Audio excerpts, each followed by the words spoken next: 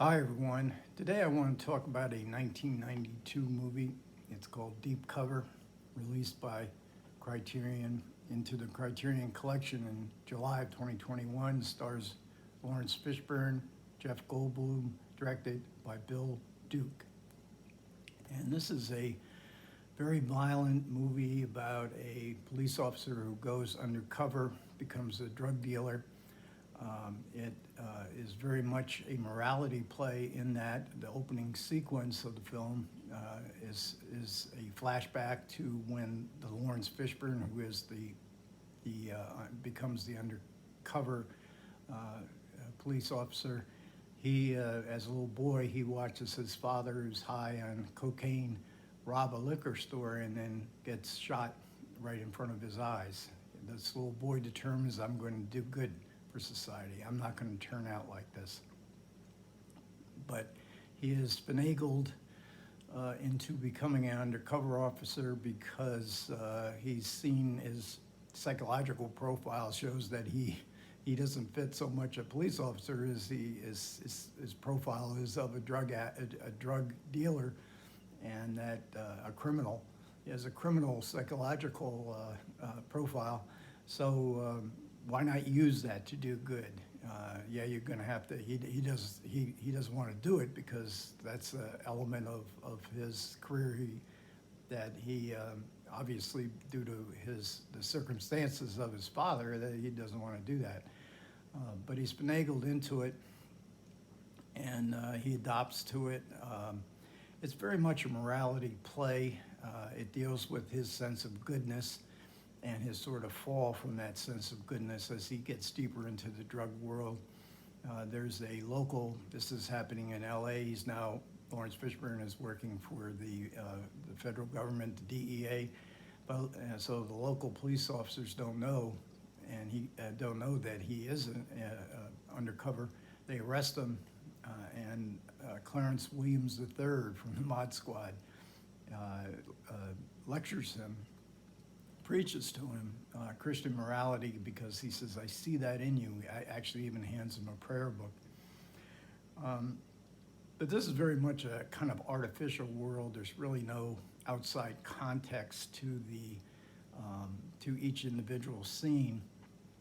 It's very much an actor's film where we get very intense performances, heightened emotion. All the emotions are heightened, and even when somebody's not getting killed, you sort of had the feeling somebody's about to get killed here. Somebody's about to get whacked. And so it develops kind of a mythic feel to it, that this is a landscape of the world, but not quite of the world, and a parable of how easy it is to lose that sense of goodness. And as I said, this is very much an actor's medium. Bill Duke was an actor. You would remember him from American Gigolo, from Predator, and supporting roles. And he's very attuned to the needs of the actors, and he likes the cast against type.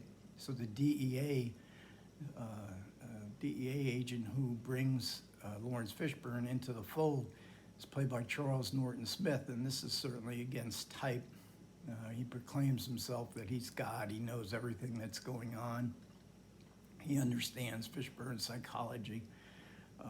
And then we also have Gregory Sierra. He's one of the drug lords in the movie. Gregory Sierra was on Sanford and Son. He was on Barney Miller. He's always playing a good guy. Here he's about as vicious drug lord as you're ever going to find. And of course, then we have Jeff Goldblum, who is a sleazy lawyer that helps out and heavily involved in the drug trade. And he partners up with Laurence Fishburne. The goal here is to get to the top, to get to the political. There's a Colombian political leader who is the head of 50% of the California drugs that are coming into the country. But he also the film trades on what was very topical at the time: the government involvement with politicians in Central South America who were staunchly pro-American, which basically means pro-American capitalism, and so there's a big compromise world. This is not a world where we're there to stamp out evil. Evil might not be all that bad if it suits our interests. And of course, money. Money is, you know, the aphrodisiac of this film. When they see money, everybody just sort of goes into ecstasy. So it's about greed. It's about the toxic male behavior. The women are tangential to the movie. There's really two main female roles. One is an art dealer who launders money and is addicted to cocaine as well, launders money for these drug cartels. And then there's a woman across the hall from where Laurence Fishburne is first living, as he's building up his rep as a drug dealer, and she is also addicted. She has a small son. There's no father, and of course Laurence Fishburne, being the loss of his father in such a violent way, he befriends the little boy, and you know there's probably to me the violence is. Yes, I'm sort of immune to watching all this violence, this explicit violence, but there's a moment where she offers her son for $3,000, noting that Laurence Fishburne has taken such an interest in the boy. There's quite a few really good extras on this Criterion release of Deep Cover. There's a recent interview with Bill Dukes, the director, in which he discusses his career in television, his first forays into film. Deep Cover is his second feature film. He did make, I think, at least one TV movie. And when he was directing television shows, he was pretty much the only black director in American television, and he directed, you know, high-profile shows like Dallas when it was at the height of its popularity. Then we have a conversation also in the supplements, and this is between Raquel Gates and Michael Gillespie, and they place Deep Cover within the context of the revival of black cinema in the early 1990s, New Black City, New Jack City, and a few others, Spike Lee, and these movies were making money. So this is Deep Cover. That was '91, I think, and Deep Cover's '92. So it's right in that era. And also made for New Line Cinema, which was a great independent producer of films. This was the 90s, late 80s into the 90s, great era for independent films. And Bill Dukes discusses how supportive they were of Deep Cover and the way they wanted to take the direction they wanted to take the movie, because this was originally intended to be a sequel to Internal Affairs, a movie that starred Andy Garcia, but that fell through. And they changed the whole dynamic of the movie when they cast, instead of a white actor they were originally going to have, they changed it to a black actor to play the part of that Laurence Fishburne plays.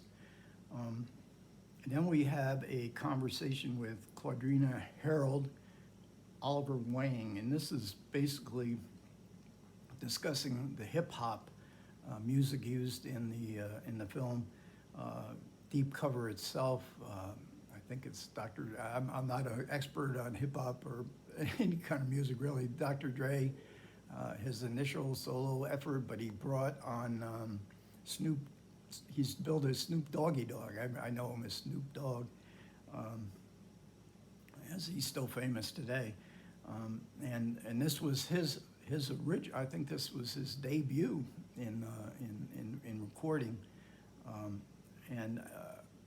So they set the whole scene of the hip hop scene. It's really fascinating. And as I say, I know nothing about any of this kind of music, but I just love learning about this stuff, and it almost makes me want to go out and buy some hip hop. And then we get a really good extra supplement. This was a conversation between Bill Duke and Laurence Fishburne at AFI, and I think it's 2018 maybe. And it's hosted by Elvis Mitchell, and they talk about the movie, how the amount of improvisation that Duke allowed Goldblum and Fishburne to perform in the film, because they were both stage actors. They could improvise lines very effectively. They both knew how to get into their character. They had great chemistry in the movie. And then we also get a booklet. No, it's not a booklet. It's one of those fold-outs. And of course, it's like everybody else. I much prefer booklets to these fold-outs. And this is written by Michael Gillespie, who was in one of the interviews in the supplements, and he wrote a book called Film Blackness, American Cinema, and the idea of black film. And I was really disappointed. I tried to find this in my library system. I didn't have it because, and mostly because, well, one thing, he was a very interesting interview, but also because he devotes a whole chapter in that book to Deep Cover. So overall, a really good package, interesting color design to the cover art.